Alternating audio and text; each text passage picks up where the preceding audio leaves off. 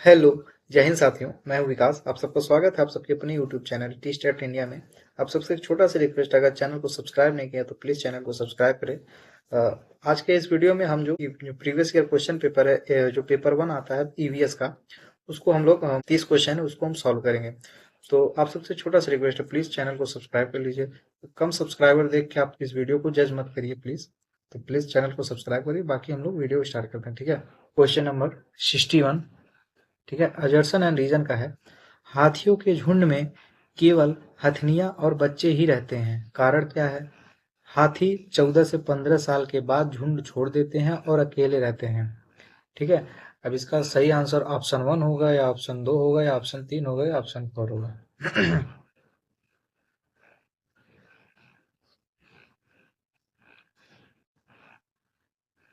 इसका सही आंसर हो जाएगा ऑप्शन नंबर 3, ठीक है।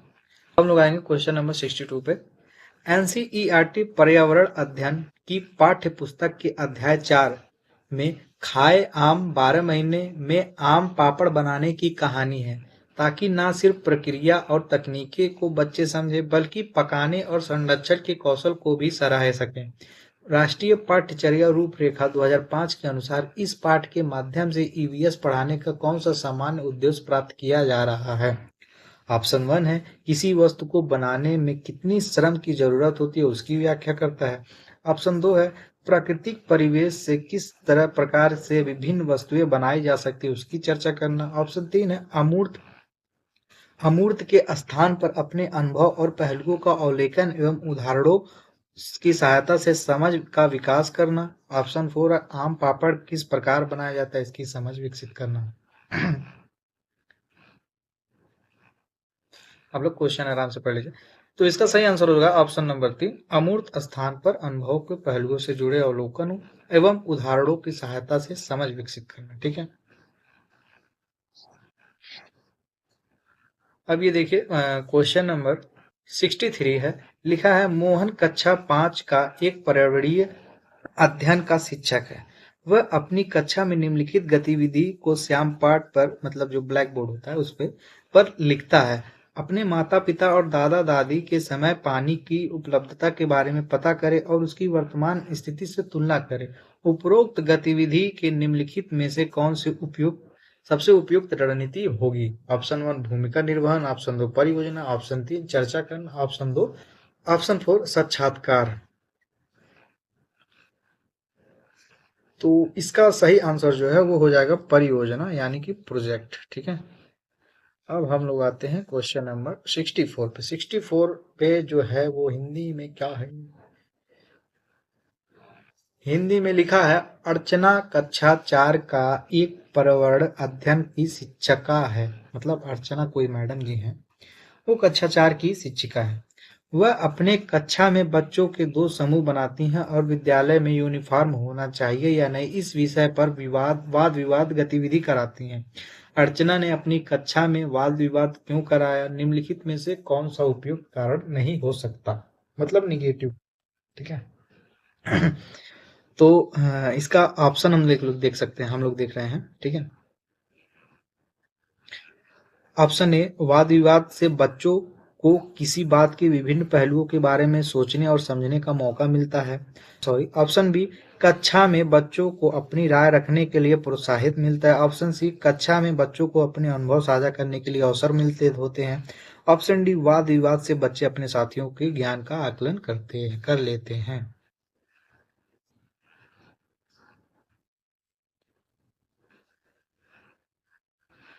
तो देखिए इसका सही आंसर जो होगा वाद विवाद अपने बच्चों किसी बात के विभिन्न पहलुओं के बारे में सोचने समझा मौका मिलता है, तो ये भी सही है, ठीक है, ये भी पॉजिटिव है।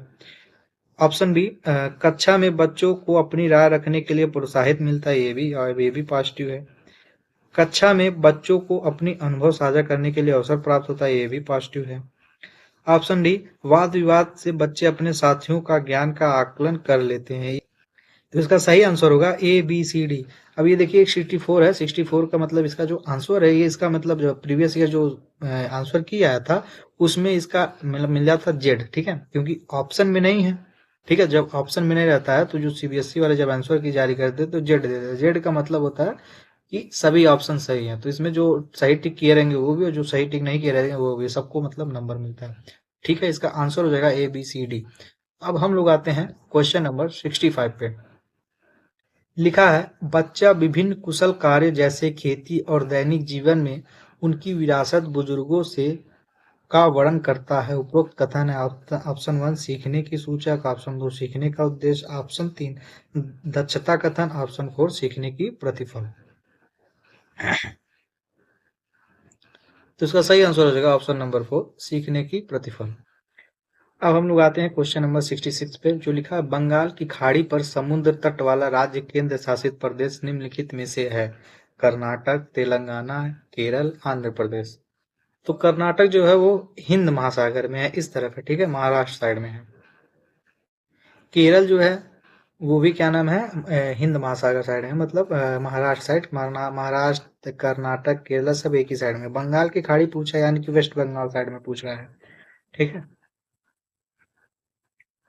तो इसका सही आंसर हो जाएगा ऑप्शन नंबर 64 आंध्र प्रदेश। तो आते हैं क्वेश्चन नंबर 67 पे। एनसीईआरटी के पर्यावरण अध्ययन की 5वीं कक्षा की पाठ्य पुस्तक में पाठ 13 गौरव जानी की अद्भुत यात्रा का वर्णन करती है। यह पाठ निम्नलिखित में से कौन सी थीम का हिस्सा है?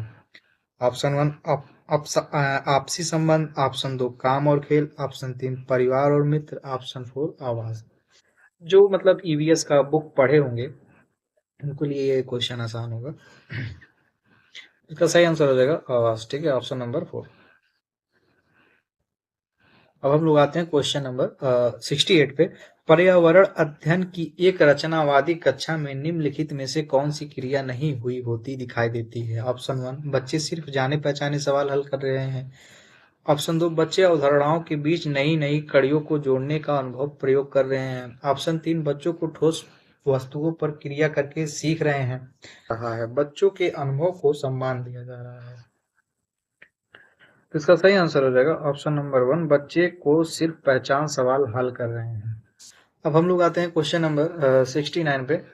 लिखा है, सिद्धि एक कक्षा 4 की शिक्षिका है, मतलब मैडम जी हैं, उनका नाम सिद्धि है। ठीक है, वह अपनी कक्षा के बच्चों को एनसीईआरटी के पर्यावरण अध्ययन की पाठ्य पुस्तिका का पाठ 10 हु पढ़ाने के लिए सभी बच्चों को वह खेल के मैदान में लेकर जाकर कबड्डी खेल खिलाती है। मतलब कबड्डी में हम लोग बोलते हैं कबड्डी कबड्डी कबड्डी कबड्डी, कहीं कहीं बोलते हैं आवताड़ी हो, बच के रहिया हो, हाथ गोड़ टूटी, कबड्डी नहीं छूटी, ये सब बोलते हैं। लेकिन मान लीजिए इसमें लिखा है हु तू, तो इसमें खेल खेलने से पहले वह सभी बच्चों को इस खेल के नियम भी बताती है। शिक्षिका इस खेल को खेलने से पहले बच्चों को नियम क्यों बताती है? निम्नलिखित में से कौन सा सबसे उपयुक्त कारण हो सकता है? ऑप्शन 1 वह बच्चों का ध्यान इस ओर खींचना चाहती है कि खेल की तरह ही जीवन भी हम नियमित बनाते हैं। ऑप्शन बी ताकि सभी कार्य सही ढंग से किए जाएं। ऑप्शन सी हम सभी समाज के इसी प्रकार के नियमों में से बंधे हैं जिसके द्वारा हमें आपस में मतभेद और झगड़ा सुलझाते हैं। ऑप्शन डी नियम बनाने से सभी बच्चों का ध्यान खेल अपेक्षा नियम इस पर आधारित रहता है। तो इसका सही आंसर जो है वो हो जाएगा option number 3 A B C. ठीक है, तो हम लोग 10 क्वेश्चन कर चुके हैं। अभी है हम लोग आ गए क्वेश्चन नंबर 70 पे। ये भी अजर्सन एंड रीजन का है। अभी कथन है कि जैव मात्रा एवं जीवाश्म ईंधन दोनों ऊर्जा का परंपरागत स्रोत है। कथन क्या है? पारंपरिक स्रोत वे हैं जिनका स्वभाव नवीकरणीय होता है। तो कौन सा सही हो जाएगा बताइए जल्दी जल्दी। तो इसका सही आंसर है ऑप्शन नंबर 1 ए सही है, लेकिन आर गलत है। ठीक है, 71 है। सन 1969 में नील आर्मस्ट्रॉन्ग चांद पर उतरने वाले सबसे पहले व्यक्ति थे। सन 2007 में कल्पना चावला अंतरिक्ष में सबसे लंबी समय तक रहने वाली महिला थी। तो बताइए कौन सा सही ऑप्शन होगा? तो इसका सही ऑप्शन हो जाएगा आंसर ऑप्शन नंबर 1 ए सही है, परंतु बी गलत है। अब हम लोग आते हैं क्वेश्चन नंबर 72 पे। ऐसा पाया गया है कि बच्चे के सीखने और प्रगति अवलोकन करते समय कुछ गलतियां हो जाती हैं। ये गलतियां हमारे पूर्व ग्रहों का परिमाण हो सकती हैं। निम्नलिखित में से कौन सा सूचक एवं पूर्वग्रह के रूप में दर्ज नहीं होनी चाहिए? ऑप्शन 1 पोर्टफोलियो में बच्चों की कमी काम के नमूने। ऑप्शन 2 बच्चों की योग्यता व कार्य निष्पक्षता में संबंध के पहले अनुभव। ऑप्शन 3 विकास एक विषय और उसके किसी एक क्षेत्र की परीक्षा से जुड़े पूर्व परिणाम। ऑप्शन 4 बच्चे का सामाजिक पृष्ठभूमि। सही आंसर हो जाएगा ऑप्शन नंबर 1 पोर्टफोलियो में बच्चे के नमूने। पोर्टफोलियो होता है मतलब एक पर्टिकुलर बच्चे का उसका पूरा वो लिखा रहता है, ब्यौरा लिखा रहता है। ठीक है, अब हम लोग आ गए क्वेश्चन नंबर 73 पे, जॉर्सन एंड रीजन का है। ऑप्शन नंबर वो है, जिन बकरियों के बालों में से मुलायम पश्मीना शाल बनाए जाते हैं वे लगभग 5000 मीटर ऊंचाइयों में पाए जाते हैं जहां बहुत सर्दी होती है। अब इसका कारण क्या है? इतनी सर्दी से बचने के लिए बकरियों के शरीर पर गर्म बालों के परत उग जाते हैं। कौन सा ऑप्शन सही है भाई? इसका सही आंसर हो जाएगा ऑप्शन नंबर 3। ठीक है, हम लोग आते हैं क्वेश्चन नंबर 74 पे। ये भी है जॉर्सन एंड रीजन का। एनीमिया के कारण बच्चे ठीक से बढ़ नहीं पाते हैं और उनमें फुर्ती भी कमी होती है। कारण क्या है? एनीमिया बच्चों की शारीरिक और दिमागी तंदुरुस्ती पर असर करता है। कौन सा सही होगा? इसका सही आंसर हो जाएगा ऑप्शन नंबर 3। ठीक है, क्वेश्चन नंबर 75, निम्नलिखित में से सही मिलान चुनिए। लवड़ी तमिलनाडु, भरतनाट्यम उड़ीसा, कथक कर्नाटक, बिहू असम। तो भाई बिहू में जो बिहू का ये मतलब डांस है। ठीक है, बिहू का असम हो जाएगा। गाय के आगे दांत छोटे तथा पीछे के दांत चपटे और बड़े होते हैं, ऐसा क्यों होता है? ऑप्शन 1, ऑप्शन 2, ऑप्शन 3 कौन सा सही है? क्रमशः ऑप्शन 1 क्रमशः घास काटने का तथा घास के कुतरने के लिए। ऑप्शन 2 क्रमशः घास कुतरने तथा घास काटने के लिए। ऑप्शन 3 घास काटने तथा घास दबा चबाने के लिए। ऑप्शन 4 घास चबाने तथा घास काटने के लिए। तो इसका सही आंसर हो जाएगा घास काटने तथा घास चबाने के लिए, ऑप्शन नंबर 3। अब हम लोग आते हैं भाई, बहुत बड़ा क्वेश्चन है, हम कहाँ जाएं? हम लोग को जाओ भाई, इंग्लिश वाले रुक जाओ। अच्छा ऑप्शन अभी रुक जाओ, पहले हम लोग प्रश्न पढ़ते हैं।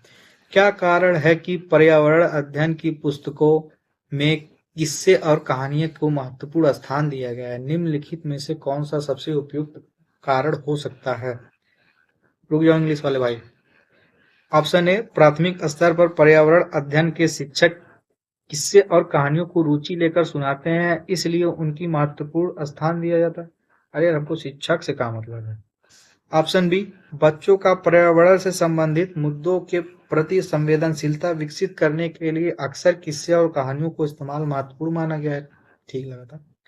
ऑप्शन सी क्योंकि बच्चे कहानी के पात्रों से अपने अपने आप को आसानी से जोड़ लेते हैं इसलिए उनको पुस्तकों को महत्वपूर्ण स्थान दिया जाता है। ये ठीक है।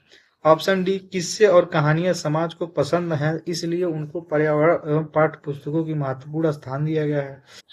तो इसका सही आंसर जो है वो होगा, जल्दी बताइए आप लोग। तो भाई यही दोनों होगा सही, ऑप्शन नंबर 4। ठीक है, अंग्रेजी वाले भी पढ़ लो नहीं तो तुम लोगों को गरियाओगे। चलिए, थैंक्स, हम लोग आ जा रहे हैं।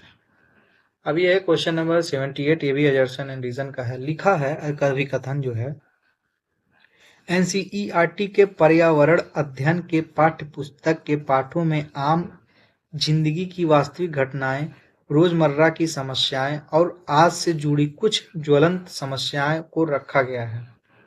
कारण इन सभी समस्याओं पर बच्चे खुलकर बहस कर सके, समस्याओं से अवगत हों, उनके प्रति संवेदनशीलता बनी और सही समझ बन सके। इसका सही आंसर जो है वो ऑप्शन नंबर 3 होगा। ठीक है, अब ये देखिए 79 नंबर क्वेश्चन, उबलता हुआ दूध पेट में पचने में कितना समय लेता है? निम्नलिखित में से सही उत्तर चुने। 4 घंटा, 5 घंटा, 2 घंटा, 3 घंटा। अभी तो भाई उबलता हुआ खून पेट में पचेगा, तो इसका सही आंसर हो जाएगा ऑप्शन नंबर 2। ठीक है, अब हम नंबर 18 पे, एक व्यक्ति मृत समुद्र या खारी झील में नहीं डूबेगा भले ही वह तैरना ना जानता हो। इसकी वजह है समुद्र के पानी का ना उच्च ना निम्न घनत्व। ऑप्शन 2 समुद्र का पानी की मात्रा, ऑप्शन 2 समुद्र के पानी की उच्च घनत्व, ऑप्शन 4 पर समुद्र के पानी की निम्न घनत्व। डेंसिटी, घनत्व मीन्स डेंसिटी। तो इसका सही आंसर होगा ऑप्शन नंबर 3। ठीक। क्वेश्चन नंबर 81, निम्नलिखित में से कौन सा समूह केवल तत्वों से बना है? Option 1 steel iron zinc, option 2 tin lithium sodium, option 3 sodium brush potassium, option 4 bronze copper aluminium. केवल तत्वों से बना है, एलिमेंट्स। तो इसका सही आंसर हो जाएगा टीन लिथियम सोडियम, ये ऑप्शन नंबर 2। ठीक है। अब हम लोग आएंगे क्वेश्चन नंबर 82 पे। पर्यावरण अध्ययन की एक शिक्षक कुछ बच्चों के गतिविधि कराने के दौरान कुछ महत्वपूर्ण घटनाओं का अवलोकन कराता है तथा उसका एक वर्णनात्मक टिप्पणियां भी दर्ज करता है। निम्नलिखित में से कौन सा आकलन का उपकरण हो सकता है? ऑप्शन 1 अवलोकन सूची, ऑप्शन 2 उपख्यातनात्मक अभिलेख, option 3 rating scale, option 4 portfolio. तो इसका सही आंसर हो जाएगा ऑप्शन नंबर 2। अब हम लोग आते हैं क्वेश्चन नंबर 83 पे। दो भारतीय पक्षी वृक्ष या झाड़ी की डाली पर अपना लटकता घोंसला बनाते हैं तो वो भारतीय पक्षी हैं। पहला बसंत गौरी या शकर खोरा, ऑप्शन 2 दार्जिलिंग चिड़िया या कल चिड़िया, ऑप्शन 3 कल चिड़ी या वीर चिड़ी पक्षी, ऑप्शन 4 शकर खोरा या दर्जन चिड़िया। तो इसका सही आंसर हो जाएगा ऑप्शन नंबर 4। 84 पे लिखा है, अजर्सन एंड रीजन का है। ठीक है। ठंड के मौसम में छिपकलियां लंबी और गहरी निद्रा में चली जाते हैं। कथन क्या है? कुछ ऋतुओं में कुछ जानवर लंबी और गहरी नींद में चले जाते हैं। आंसर हो जाएगा ऑप्शन नंबर 3। ठीक है। अब ये आ गया क्वेश्चन नंबर 85। लिखा है, एक शिक्षक अपनी पर्यावरण अध्ययन की कक्षा में बच्चों को समूह में बांटकर विद्यालय में मौजूद उनसे वस्तुएं इकट्ठे करने को कहता है। इसके बाद वह बच्चों के साथ बैठकर उन वस्तुओं को विभिन्न समूह में बांटने के लिए कहता है। बच्चे वस्तुओं को उनके गुणों को आधार पर विभिन्न समूह में बांट देते हैं। शिक्षक के द्वारा इस गतिविधि को कराने का सबसे उपयुक्त उद्देश्य हो सकता है। ऑप्शन 1 गतिविधि बच्चों को सीखने के अन्य पक्षों की तुलना संज्ञानात्मक पक्ष के काफी हद तक मजबूत हो करती है। ऑप्शन 2 गतिविधि बच्चों के अवधारणाओं को समझ विकसित करती है। ऑप्शन 3 प्राथमिक स्तर पर बच्चे एक दूसरे के साथ अंतःक्रिया करके होते हुए बेहतर तरीके सीख पाते हैं। ऑप्शन 2 गतिविधि कराने से बच्चे परिभाषा और तत्व समझ में बहुत कम गलतियां करते हैं।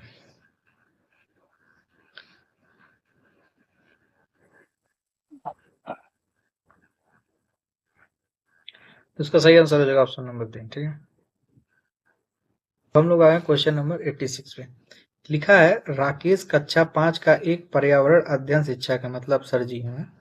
वह अपनी कक्षा में बच्चों से एक गतिविधि कराने के लिए कहता है जिसमें सभी बच्चे यह अवलोकन करते हैं कि कौन सी वस्तु पानी में तैरती है और कौन सी पानी में डूब जाती है। गतिविधि के उपरांत कुछ बच्चे शिक्षक से पूछते हैं कि कुछ वस्तुएं पानी में डूब जाती हैं और कुछ वस्तुएं पानी में तैरती रहती है, ऐसा क्यों होता है सर जी? तो निम्नलिखित परिस्थितियों में एक शिक्षक को क्या सबसे उपयुक्त करना चाहिए, मतलब कौन सा सही जवाब है? सर पढ़ लो भाई। ऑप्शन लिखा है, ए शिक्षक को बच्चों से कहना चाहिए कि ऐसा घनत्व के कारण हो रहा है।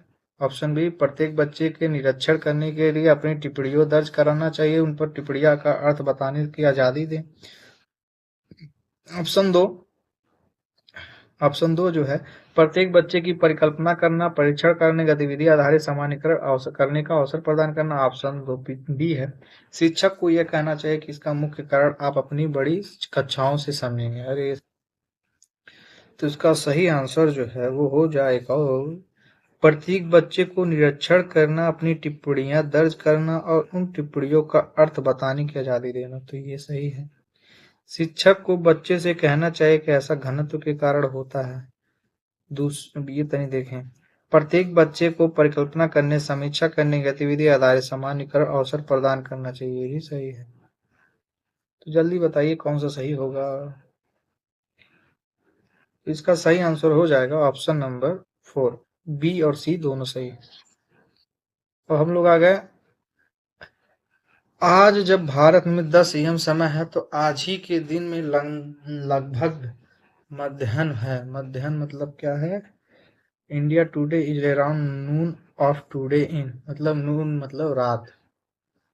अगर भारत में 10 बज रहा है सुबह का, तो कहाँ रात में रात होगा? Japan, Singapore, London, Karachi. अभी सब। ऑप्शन नंबर 2 सिंगापुर, ठीक है। अब हम लोग आ गए क्वेश्चन नंबर 88 पे। पर्यावरण अध्ययन की बाल केंद्रिता कक्षा में निम्नलिखित में से कौन सी क्रिया सबसे कम होती दिखाई देगी? मतलब निगेटिव है, ठीक है। बच्चे कक्षा में चर्चा करते हुए अपने अनुभव को बांटते हुए भी दिखाई देंगे। ऑप्शन 2, बच्चे कक्षा में शिक्षक को सुनते हुए दिखाई देंगे। ऑप्शन 3, बच्चे तरह तरह की गतिविधियों में क्रियाशीलता होकर कार्य करते हुए दिखाई देंगे। ऑप्शन 4, बच्चों को कार्यविधि के अनुसार बैठने की व्यवस्था में परिवर्तन होता है दिखाई देगी।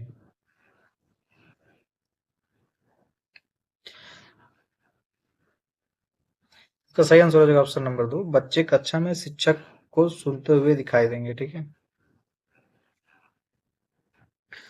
अब हम लोग आगे क्वेश्चन नंबर 89 पे। एक व्यक्ति ने 30 जनवरी 2023 को नई दिल्ली रेलवे स्टेशन से बेंगलुरु के लिए ट्रेन पकड़ी। ट्रेन नई दिल्ली से 5 बजे शाम को 5 बजे चली, ठीक है। और अगले दिन इतने पहुंच गए, मतलब 30 जनवरी को चली थी, 31 जनवरी को 5 बजे पहुंच गए। कहाँ? बेंगलुरु। नई दिल्ली और बेंगलुरु के बीच की दूरी लगभग 1776 किलोमीटर है। तो दोनों ट्रेन की यात्रा की औसत गति क्या होगी? तो इसका फार्मूला लगा के आप लोग जल्दी से इसका आंसर बताइए।